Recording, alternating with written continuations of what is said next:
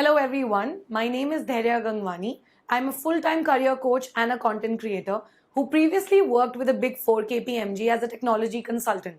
I've always had a keen passion to accelerate students and working professionals' career and professional growth. In today's session, we're going to talk in depth about how to write effective business emails and create an impact at your workplace. Oftentimes, people ask me that what is the best way to stand out at your workplace? Beyond great communication skills, rather oral communication skills, written communication is one skill a lot of people don't talk about. And that is exactly what this session is going to help you uncover and unfold, which is how to write effective business emails at work and get across your message as clearly as possible. So, without any further ado, let's get started with today's session. To begin with, I would like to first help you understand what are actually the basics of writing effective emails. Firstly, a quick definition. An email is obviously a mode of communication that all of you are acquainted with, right? But the most important bit that a lot of people don't talk about is what is an effective email. An email wherein your message is put across end to end and the receiver understands it completely is an effective email. For instance, I could send you an email saying that, hi, I want you to probably meet me at a certain place for an offline meeting and I want to discuss a business proposal. But if whatever it is that I am telling you is not clear to you and you don't take the required and desired action that I want you to take, then that email is not effective, right? It's the same at a workplace. If you are supposed to send an email to a client and tell them something that you're expecting, or you're presenting a solution to them to a problem that they are facing, and the solution is not clearly communicated on email, your solution will not be considered effective. That's how impactful an email is. And we all know what wonders cold emails can do as well. So firstly, let's understand how you can actually make your emails effective. First point, write a clear and a concise subject line. Having a very clear subject line is extremely essential because it's the first thing that your viewer is going to see when they open up your email. In fact, the decision of reading your entire email is going to depend on the subject line itself. Also, keep your email very brief and to the point. None of us like reading long emails, and long email bodies immediately put you off, right? Because you feel you'll have to spend a lot of time into reading through and then reverting to the person. Hence, it's always advisable to keep your emails to the point.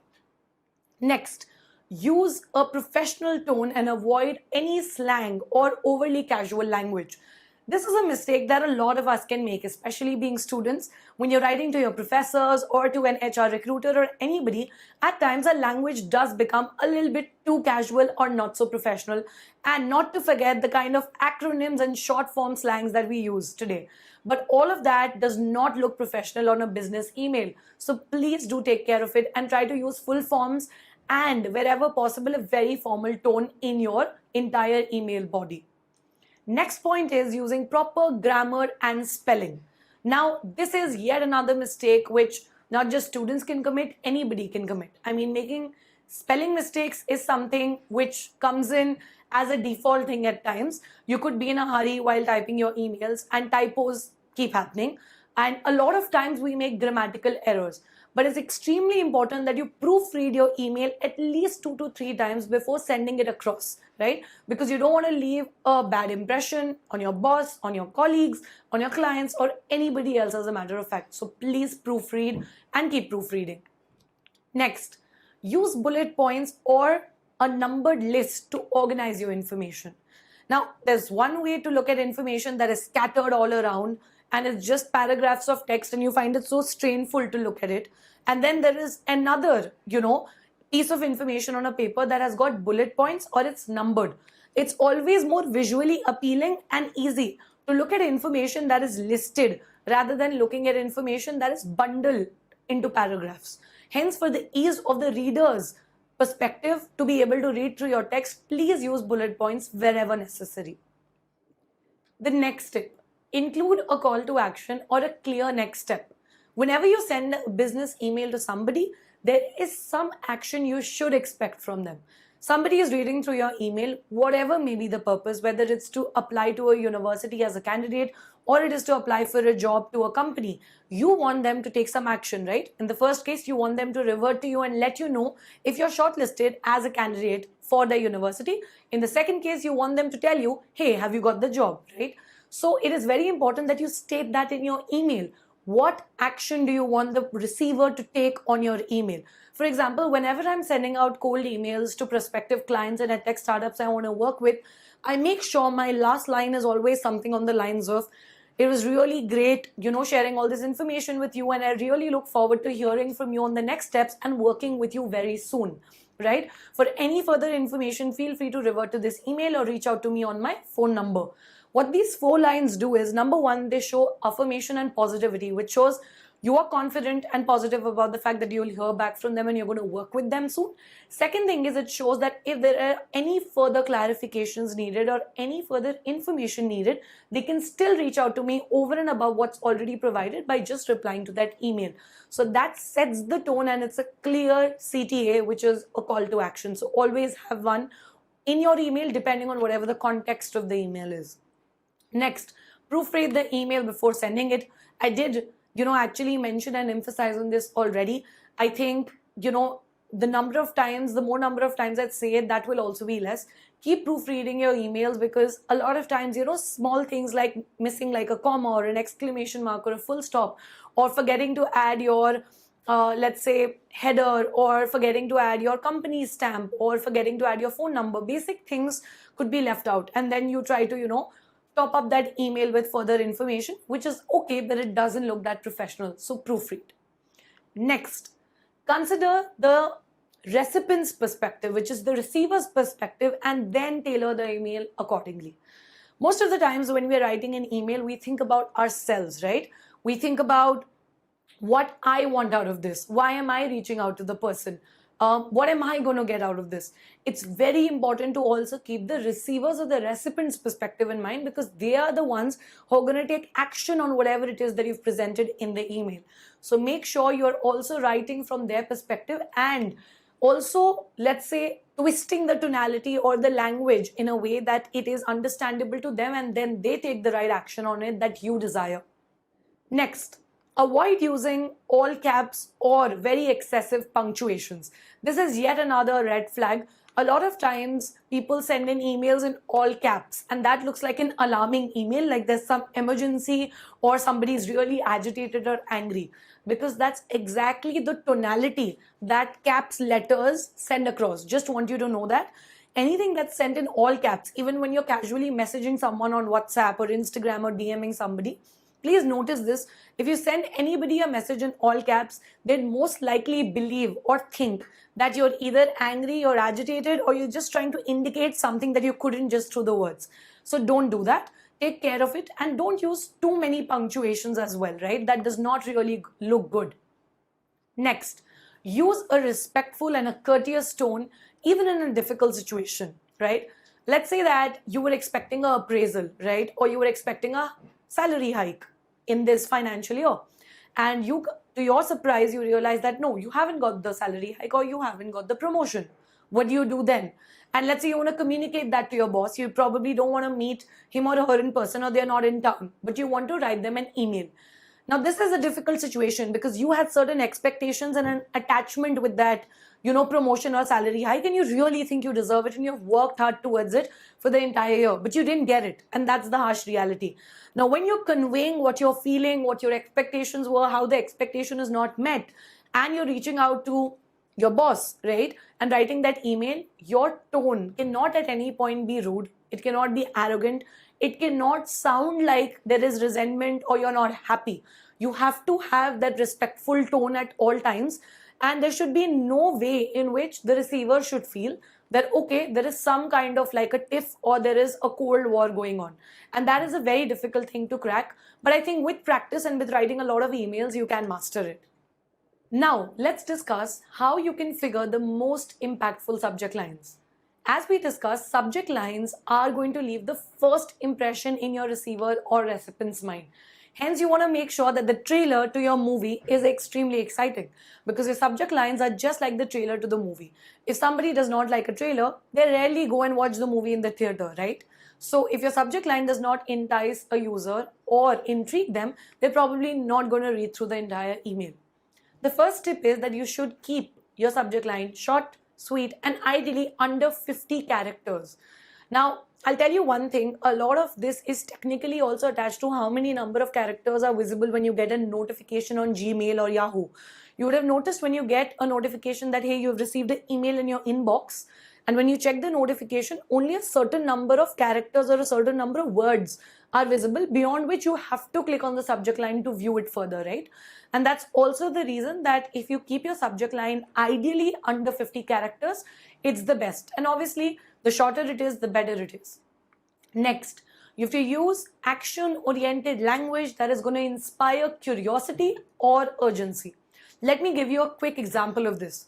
For example, I'm applying for a software engineering position at Microsoft. Now, a company like Microsoft receives thousands of emails, cold emails, recruiter-based emails, referral emails, and whatnot. If you want to stand out, you have to generate curiosity or an urgency in the recipient's mind. Now, how do you do this? Number one, by being extremely confident about what you bring to the table. Imagine somebody sending you an email with a subject line, I am the next software engineer you are going to hire, or you will regret not hiring me. Short, sweet, to the point, under 50 characters, and creating an urgency as well as curiosity. I'm telling you, when I think of it as a recruiter, if somebody had that kind of a confidence to tell me, I am the next software engineer you're going to hire, no matter whether I select that person, call them for an interview or not, I would be forced and urged to click on that subject line and at least look at that person's email. And that's exactly what the job of subject line is, which is to grab attention. We're all fighting for attention, and that's how you exactly get it. Next, personalize your subject line to the recipient, which is if there are any kinds of details that you can specify, maybe the person's name if possible, it depends obviously on the situation, or probably a context to the event, or context to what you're going to talk about, and you include those keywords, it becomes even the more easier for the recipient to understand what is this person exactly wanting to talk to me about. And that's how you can actually again create a very effective and impactful subject line. The next tip is to test different subject lines to actually see what resonates with your audience. Now, obviously, if you are a job seeker and you are looking for jobs, you're not going to send just one email. You will have to send at least 10, 15, 20 emails to understand by the 25th email, okay, this works, this doesn't work, and this is the approach I'm going to follow, right? So you can do A/B testing, as we call it. You can try out different subject lines of different lengths, different kind of, let's say, words used, etc., and then figure out which subject line is the best, getting maximum number of responses, and people are actually reverting to those emails. And then you double down on that subject line. It's as simple as that. Whatever is working, do more of that, right? Next, please avoid using spam trigger words or symbols. I've seen a lot of people, they send in emails with a junk of emojis like exclamation marks and those speaker symbols, etc., which is all flooded. The moment at least I look at those emails, I don't even feel like opening them. Or emails like which are having a very clickbait language, which means it says something. When I open the email, the content is completely different. For example, if an email notification comes that there is a job opportunity, right? And I've clicked that email for a job opportunity, but I see the entire content is particularly a famous person's advertisement about their course, right? Which is not even giving me a job guarantee, but it's just helping you get ready for jobs. So that is kind of contradictory, and that is spam, and that is triggering. So if you're using any triggering words to get somebody's attention and emojis, that looks very unprofessional. Please do avoid doing that. Because it's again not the best ethic. There are certain email etiquettes to follow. This is one of the most important ones, and I would really urge you not to get into that practice. Moving on, how should you format the language, the tone, and the structure of your business emails? Because that is extremely important. An email is not just something that is going to be judged upon the content, obviously that's king, but also how you format your email, what is the tone of your email, and how you structured your entire email also leaves a very big impact on the recipient's mind, right? First thing first, let's talk about the format. Firstly, please use a very simple and a professional email format. Okay, there are a lot of formats in which you can write emails, right? You have basic HTML formats, you have fancy email templates, you have aesthetic templates that you can create and copy paste. But I think all of that is a little bit of a jazz. What you should essentially do is use very simple email templates, which have a very structured outline and three sections primarily, like an intro, a body, and a conclusion, right? So make sure obviously you have a clear subject line. You should have a greeting, something like a good morning, a good evening, or respected madam, respected sir, some kind of a greeting or a salutation. Then you should obviously have the body, which should contain the entire message of your email, and a closing and your signature. Like I said, simple format: intro, body, closing or conclusion, your signature, and a greeting in the beginning, and your email subject line. Avoid using any kind of bold or colorful fonts, emoticons, or excessive amount of capitalization, which I already mentioned. A lot of colors again kind of digress from the purpose of the email, while maybe let's say changing the style or the font style of the words at some places may work. Like if you want to turn important words to bold and the others in italics, great, that works because you're drawing attention. But too many colors, too many aesthetics, a lot of emoticons just makes it look very spammed, cluttered, and not professional. So please do avoid that. Next, now let's talk about language, because language is going to be your medium through which you are going to actually convey what is it that you want to talk to the person about. Use clear, concise, and professional language, right? Avoid using any kind of abbreviations, slangs, and choose your words very carefully to convey your message accurately.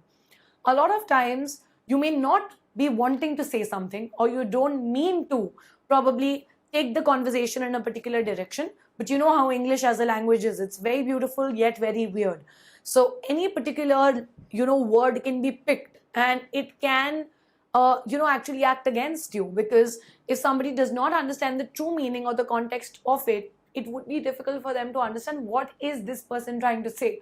And as you all know, the way that you're going to utilize your words in a sentence can change the entire meaning. And we also know a lot of words have got more than one meaning. So you have to be extremely careful about such things, right? Your grammar, your spellings, anything else that could create a confusion has to be taken care of. Now next, this is something that, to be very honest, a lot of people don't look into at all, because people think, who's going to get to know about my tone? When you talk to somebody on a call, on a phone call, that's when, if I'm angry and I'm shouting and I'm screaming, then you feel that, okay, I'm in a, very bad mood, and that's how my tone is. But let me tell you, even when you're writing an email to somebody, if you're angry or you're agitated, or let's say you're using sarcasm, can be detected by the tone of your email, and you have to be very clear with it. That's why.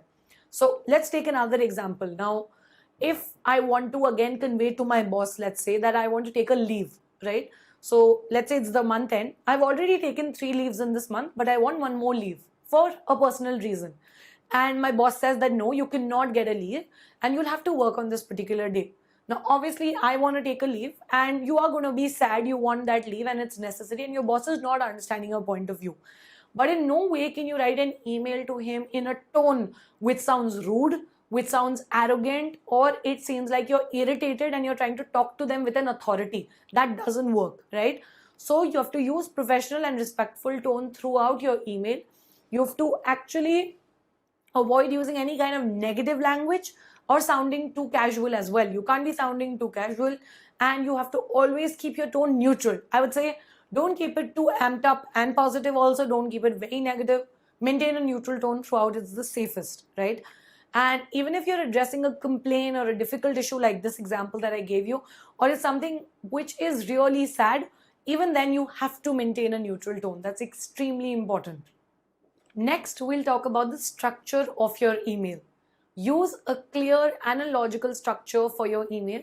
Like I said, start with an introduction and provide context if necessary, which means don't just talk about yourself, talk about why you're reaching out to them, how did you get to know about them, what is your purpose for reaching out to them. So it's extremely important to set the right context, right? If you're writing to a recruiter for a marketing job role at Google, they should know that why do you want to actually apply to Google for a marketing job? How did you get to know about the job position? So all of that context is necessary for the person to read through your entire email. State your main points very, very clearly, right? And request whatever it is that you're looking for as soon as possible, probably in the beginning of the email. Use bullet points or a numbered list to break up your long paragraphs. So the moment you feel that there's going to be a lot of content and you will need multiple paragraphs, don't use paragraphs. Instead, break those paragraphs into 5 bullet points, into 7 bullet points, but make it numbered, right? And that way you will make your email more scannable, more readable, and whatever context or information a particular reader wants to get out of it, even though they don't read your entire email, they can pick relevant keywords, make sense out of it. If it does make sense, revert to you or probably skip through it, right? Because time is extremely important, and hence using bullet points makes it easier for the reader to just go through it and then revert as quickly as possible. Next is personalization. Now, the more I will talk about this in detail, you will understand why personalization is extremely important. I'll talk about a simple instance. When somebody reaches out to me on LinkedIn and they write a message to me saying that, hey, I'm looking for a job, because most of the times people mistaken me to be a HR manager. Although I'm a career coach, I help people become ready for jobs. I don't provide them jobs, but people think so. Now, when they send me those messages, most of the times people have no personalization element in it, zero, which means they'll send me an email or a DM on LinkedIn without even introducing themselves, without telling me anything about them, their background, their college, which company do they work at, what are their skills. The only thing they write is, hi Dhairya, I really like your profile, I went through it, I'm looking for a job, here is my resume, give me a job. Now you tell me, if you are on the other side and someone is reaching out to you for the first time and they don't even take a moment to introduce themselves and are asking you for a job in the first go, would you give them a job? I think it's very unlikely. So the point is, you have to address your recipient by name, personalize your message to show that you've obviously taken the time and the effort to understand their profile, to understand their needs, their interests, and their work, right? A well-written email or a message or any piece of content would always be very well researched. You have to put in effort. So you have to take out the time to research about the person you're reaching out to. You have to find some common interest between the two of you, or you have to find something you really appreciate about that person's work, profile, their professional ethic, or anything else. Because until and unless, trust me, you don't put in that personalization element, your email is going to lie in that pile of emails which are anyways not getting opened, because you are just like any other person with no personalization in your email. It's extremely important to customize your email to the person's needs and to their profile. So always give that priority over anything else, right? The next thing that is extremely important, and I want to really cover that in depth again, is clarity. You have to use very simple and straightforward language to ensure that your message is easy to understand. A lot of times people use very fancy vocabulary, very rich words, and yes, it may sound very, very, again, fancy to look at or read, but is your message actually getting across? Is the person even understanding what you've written? It's not just about using multiple fancy words and jargons. It's about using the right and simple, straightforward language so that I read an email, I know what I need to do, I take action, and you get what you desire, right? If that entire cycle is breaking, then your fancy vocabulary is not helping in any way, right? Now, what you also need to understand is, if you use any kind of examples, real life stories, analogies to illustrate your point or to support what you are saying, then that provides additional context if necessary. For example, if I'm writing a cold email to a tech startup and telling them that I want to create videos for you because I'm a video content creator, I will not just say, hey, I'm the best video content creator, I'm a great public speaker, I go to a lot of colleges, this is what I talk about. That will be there in the email. But I will provide clarity by actually stating, How many colleges have I spoken at? So I'll specify 500 plus colleges. That is context, right? I will mention that these are the 15 programs that I majorly do. A, B, C, D, whatever, till the 15 topics. I will also give them context to how in a particular college there was a particular problem a student was facing, right? Or in a workshop, a couple of students were having a big problem with solving a particular guesstimate or a case study, and how I helped them navigate through it, right? Live, in person, gave them one-on-one reviews. Because all of these stories, analogies, real life instances will build more trust and a connection between me and the reader. And that is exactly what we're trying to crack, right? So please use personal evidence, proof of work, if you have any, anywhere. If as a student also you're reaching out to a university admission officer or a recruiter to make your case stronger, always use evidence-based things, right? Mention your exact grades that you got. Talk about the number of internships you have done. Don't just say, I've done many internships. Specify, I've done 5 internships in ABCDEF companies, right? Talk about what kind of skills have you gained through what kind of courses or trainings, workshops. So there has to be clarity on everything so that there's no scope for misunderstanding.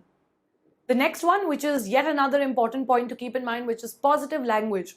You need to use positive language to show that you are proactive, you are solution oriented, and you are focused on actually achieving a positive outcome. Which means a lot of times, even before you get a reply from somebody or a deal is locked with somebody, if you're a freelancer and you're pitching to a client, or again, you're looking for a job, a lot of times we attach everything in that email with the final outcome, which is if I get a reply from the recruiter and I get a job, only then are things going to work out, or that makes sense, right? Or I won't send any other email. That is incorrect. Please don't, restrict yourself to behaving a certain way or not applying to certain places only if you don't, only when you hear back from somebody. The point is you have to use positive language, which is affirmative from the beginning. Even before you get the job, you have to act like I already got the job, right? You have to, hence in the CTA line that I specified earlier, mention, I really look forward to working with you and I cannot wait to, let's say, help XYZ department of your company with ABCD solutions, which shows your foresightedness. You're already believing I've got the job. I'm going to work at this company. So that shows you're also solution oriented and you're focused on achieving a positive outcome. Next, avoid any negative language or obviously sounding defensive or in any way kind of sounding confrontational. So in any particular context, it should not look like you are trying to defend yourself, or when you're being confronted or asked something, you're taking it very personally. Just avoid that. Next, and one of the most important things, professionalism. Always and always maintain a high level of professionalism in your emails. Avoid using humor or sarcasm and keep your tone neutral and respectful. See, I do understand at times when an email is not extremely professional and you have a certain bond, let's say with a colleague or with a mentee or a junior. At times you may want to, let's say, use humor or sarcasm, etc. But on an email, you still have to be careful because it's a business email. So I would say as a best practice, or again, as a good email etiquette, you should not be using sarcasm or any kind of humor. You should try and avoid it because it simply is not the correct place, right? So try and find a different platform or space to do that and avoid it on your emails for sure.